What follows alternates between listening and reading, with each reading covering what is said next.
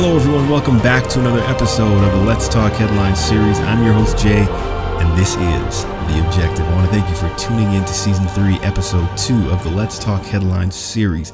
If you haven't as yet, be sure to check out www.theobjectivepodcast.com. That is my website that I've recently created, and it is the hub of all of my content. I'll put all of my content there. The articles that I write, you'll see it under the articles tab. The podcast, the latest show will be the one that's on the website.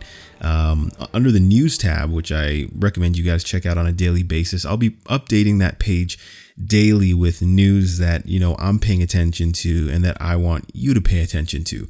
What you're going to notice right now, if you go on the website, it's that, the theme of news that I'm following is news that I've been or that I've seen as important and been on top of for quite some time, and that's the entire impeachment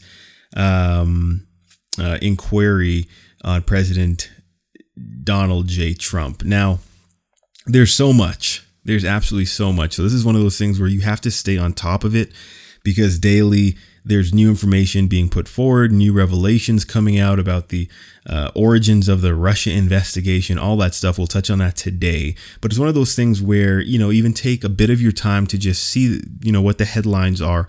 Keep on top of it because this is quickly changing and it's easy to be, swayed a certain way if you're not privy to all the facts that are available. Admittedly, it is a lot of reading. You do have to stay on top of it in that regard, but hopefully, my show is able to guide you. And like I said, I don't want to be someone that you listen to and that it kind of shuts you off from doing your own research. That's never my intent. I want to inspire people to read for themselves, to inform themselves. That's what I'm all about.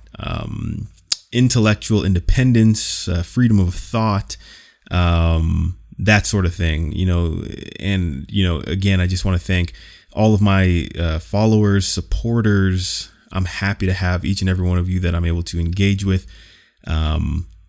So as we grow and as we expand, I just want to disseminate that idea of intellectual honesty, that sort of thing. So thanks again.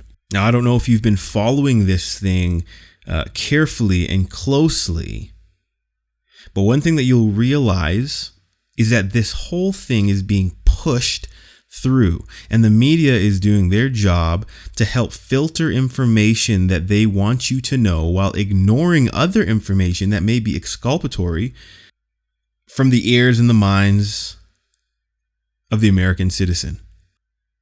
Impeachment is no small thing, but it's the route that the Democrats decided to go, and they've doubled down and tripled down and quadrupled down despite having the country divided.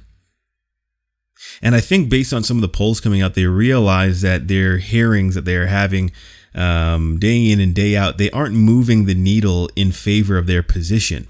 And I mean, from the onset, they knew that impeachment being such a divided issue, it's kind of like a kamikaze. It's kind of like a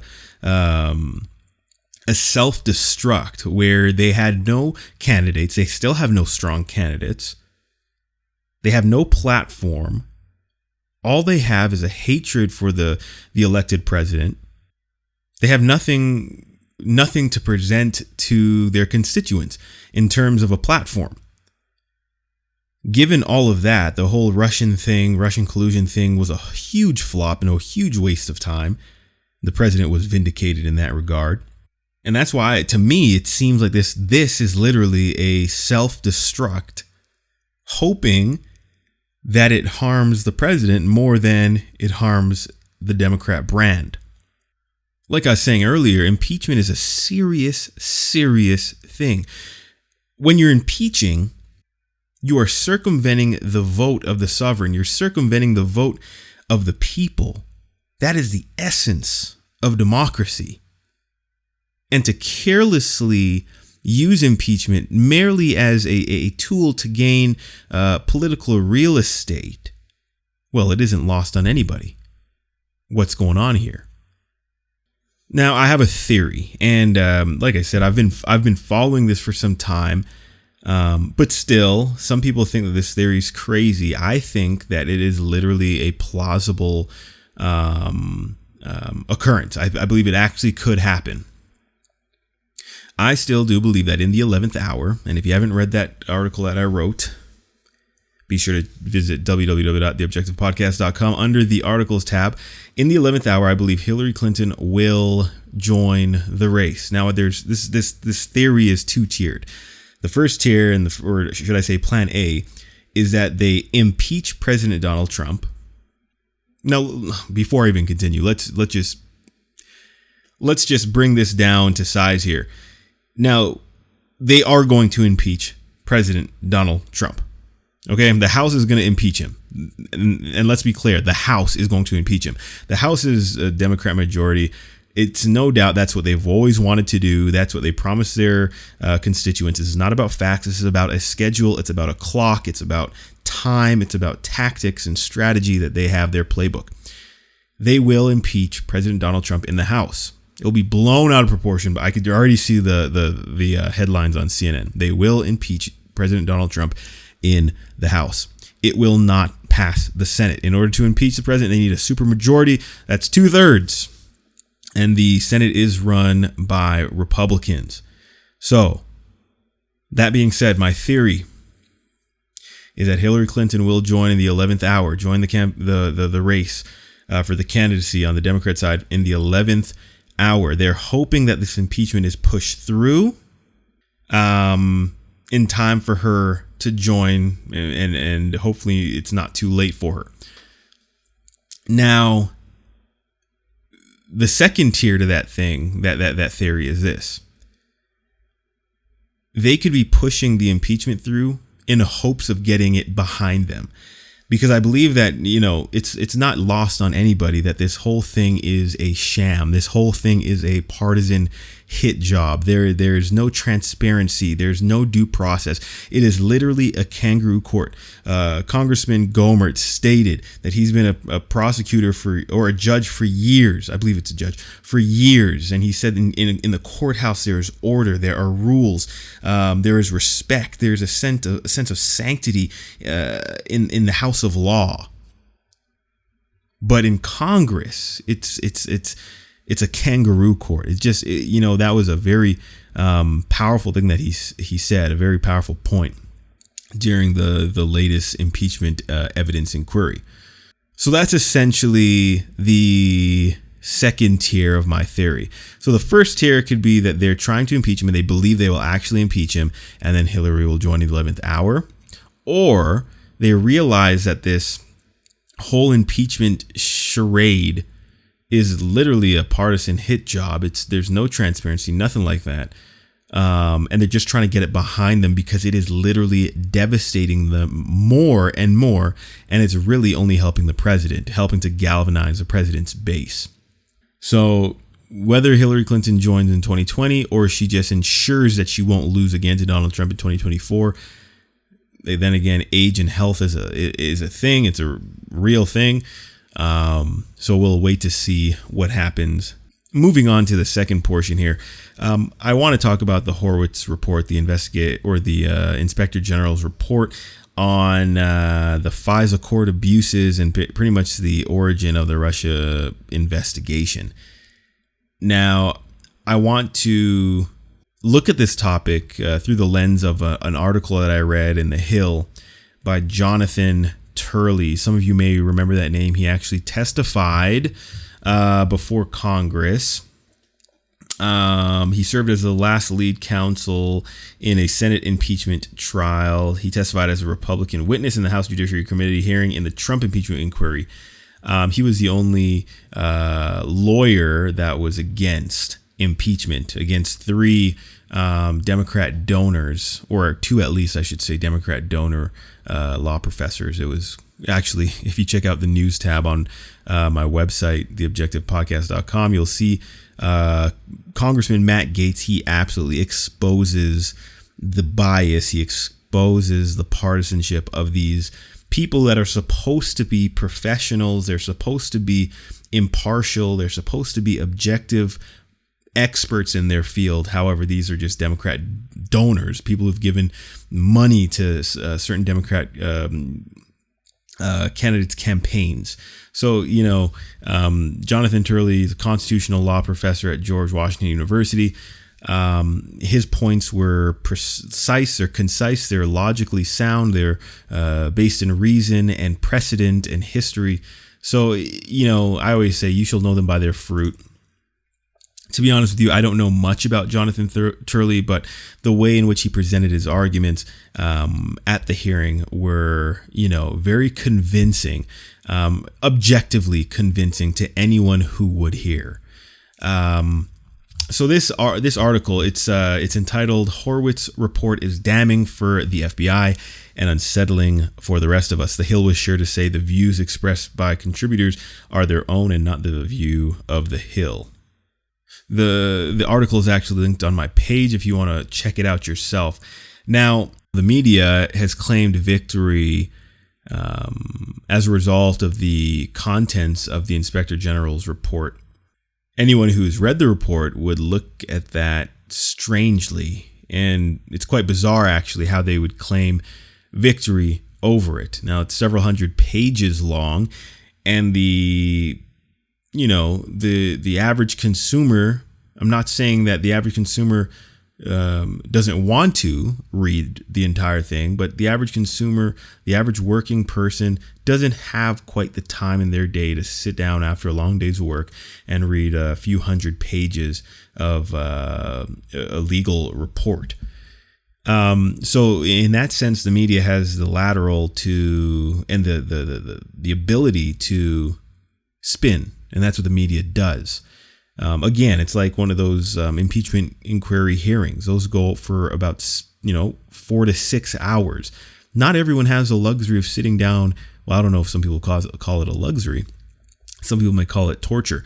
But not everyone has that ability to sit down and has that time in a day when you have your family, you have your work, you have other errands and responsibilities you have to take care of. Not everyone can sit through that. So the media takes advantage of that, and they pick what they want to feed the consumer, and then they try to form opinions based on half-truths and omissions. And what's very interesting, and so it's a 476-page report. What's interesting is that pattern and that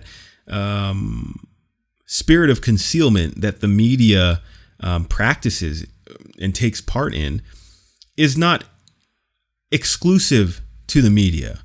Because in the IG report, we find that the FBI was actively taking part in a fraudulent investigation.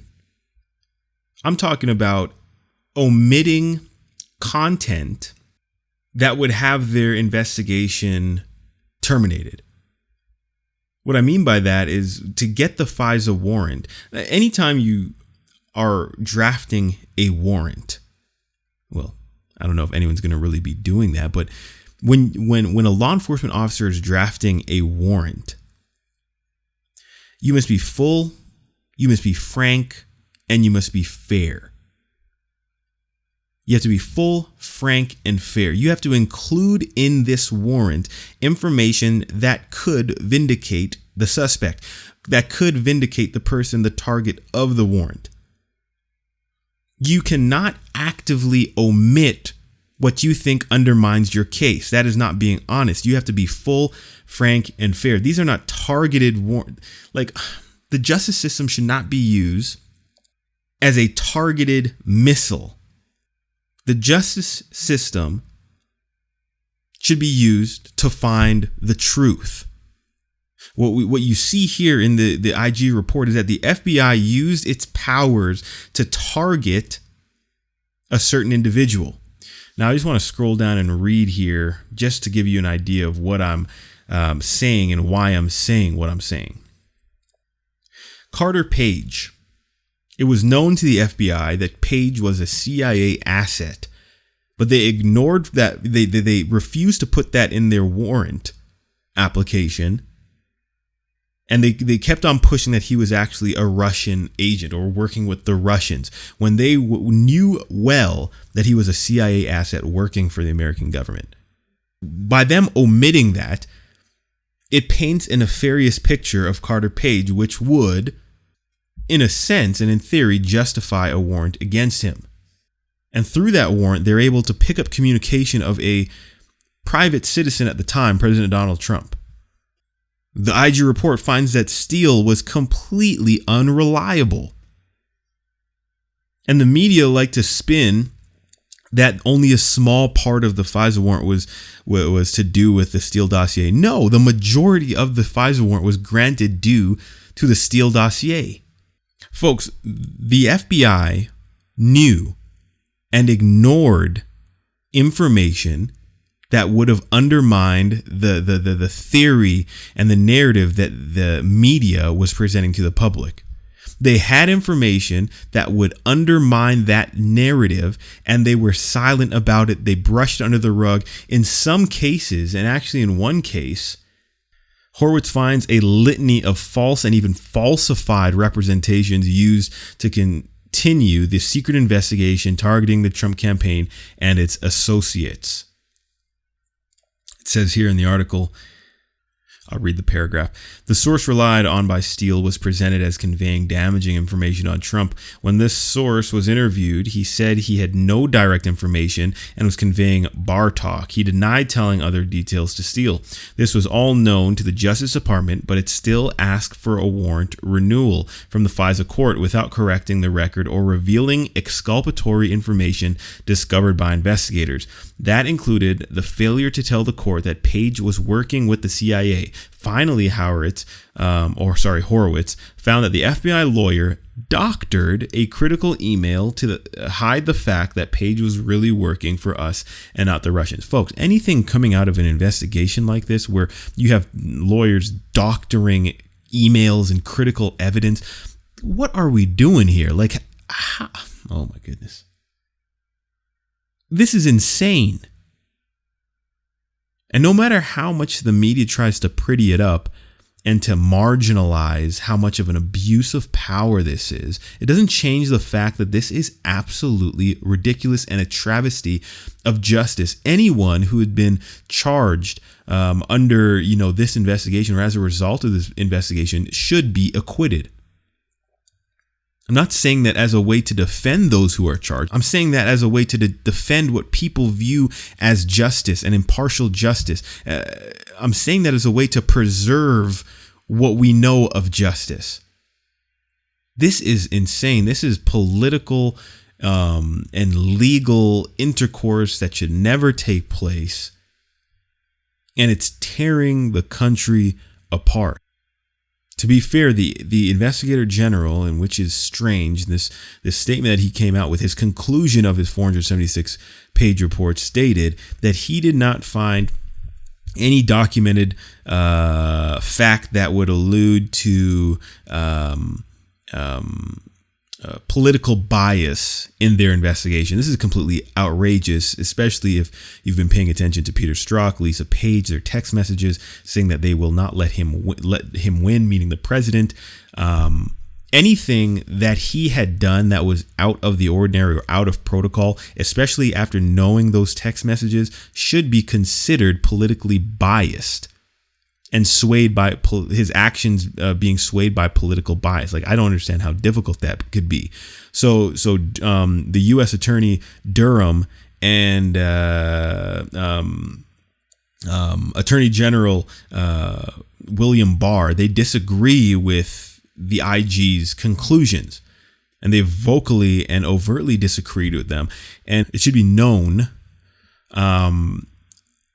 to all of you listening that Durham is actually running a parallel investigation. Now, let it be clear, the Inspector General Horowitz, his investigation dealt only with the FISA court abuses and the origin of the investigation. Durham is actually looking at a wider scale of what's going on. So he's going out of the United States of America and dealing with international witnesses. So the media jumping for joy for whatever reason for this report should, make sure they don't hit their head, because this is not the end. And the mere fact this is just the beginning is frightening for what was in this report. So that's again, we have to be aware, and not take what we hear from people. Don't even take what you hear from me as fact or gospel. The information is out there. We have to look for it. And it is my hope that, my website, my cause, my movement here is one that will push us all towards informing ourselves, educating ourselves, reading, being aware, seeing how current events are molding the world, society. I want to thank you guys for tuning in to another episode of the Let's Talk Headlines series. If you haven't, visit me at www.theobjectivepodcast.com. Check me out on Instagram at theobjectivepodcast. Subscribe to my channel on YouTube. Thank you all for your continued support, your kind words of affirmation and encouragement. But above all, it's my hope that you make it your goal to be objective. Have a good night. Where it's obvious that a woman is about to give birth. She has physical signs that she is about to give a birth. Would that still be a point at which she could request an abortion if she was so certified? She's dilating. Mr. Chairman, that would be a decision that the doctor, the physician, and the woman would make. I understand that. I'm asking if your bill allows that. My bill would allow that, yes. And then we had the case of the governor of Virginia, where he stated he would execute a baby after birth. To defend the dignity of every person, I am asking Congress to pass legislation to prohibit the late-term abortion of children who can feel pain in the mother's womb.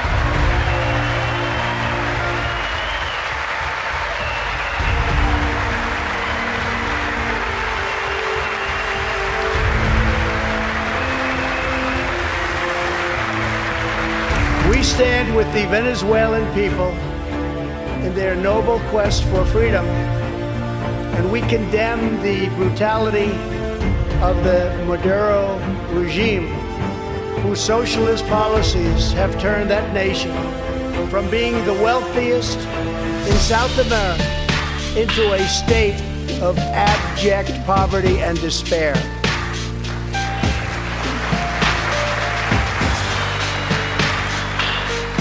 Here in the United States, we are alarmed by the new calls to adopt socialism in our country. America was founded on liberty and independence, and not government coercion, domination, and control. We are born free, and we will stay free.